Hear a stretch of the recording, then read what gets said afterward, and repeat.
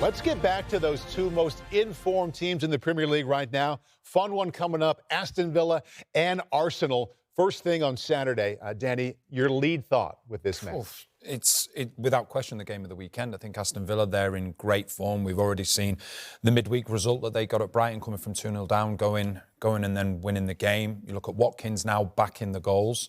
And I think they're in a really good spot at the moment. 6 points behind Arsenal, can obviously half that to 3.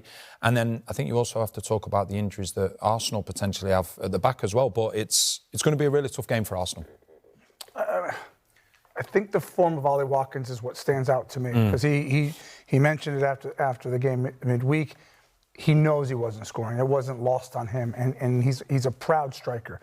So for him to get the brace is worrying for Arsenal, given their defensive injuries. Mascara goes off midweek. We don't know what that is. We know Gabriel is going to be out for a little bit. So he's a tough challenge for even the best of center backs. The good news for Arsenal is they're getting some of their attacking injuries back to full fitness, and they can chop and change.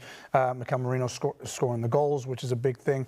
Look, I just think that I give Unai Emery so much credit for him to, they're third in the Premier League. I don't know where they came from. I mean, for them to be in the form that they are and just to quietly go about their business. Why I think it's going to be a good game of football is because Villa play one way. They will press you. They're not afraid to use the ball. They'll do it home and away. They have a pattern and a flow that, yes, it wasn't clicking early on, but they found that form and they go really strong. It's certainly clicking right now. They've won 8 of their last 9, and they're at home. I know it's against the league leaders, but is it crazy to think of them as favorites on Saturday? Oh, I think I wouldn't put them as favourites, but I think that it is very close. They've already beaten Manchester City at home. And I go back to what Tim said. You look at Arsenal defensively. That is the concern. So from my perspective, when you're in a centre-back partnership, and it's great, you know who's playing alongside you, you know how that person works, you know the strengths, you know the weaknesses. But then from your side of things, Tim, if you're used to playing, for example, you have Gabriel and Saliba constantly in front of you, all of a sudden that gets changed and then maybe an injury makes it change again. Would it affect you as a goalkeeper?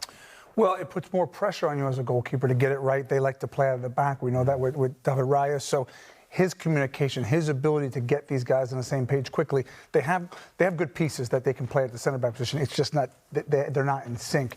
I don't think that that Villa are favorites by any stretch, but I do know that when Arsenal get on that bus and go up the road to Birmingham, they'll be thinking, this isn't a game that we really, really fancy. The crowd will be right up for it at Villa Park. We know the Villa players will, so it'll be a really tough game. I still have Arsenal just tilting it, but it's going to be tight.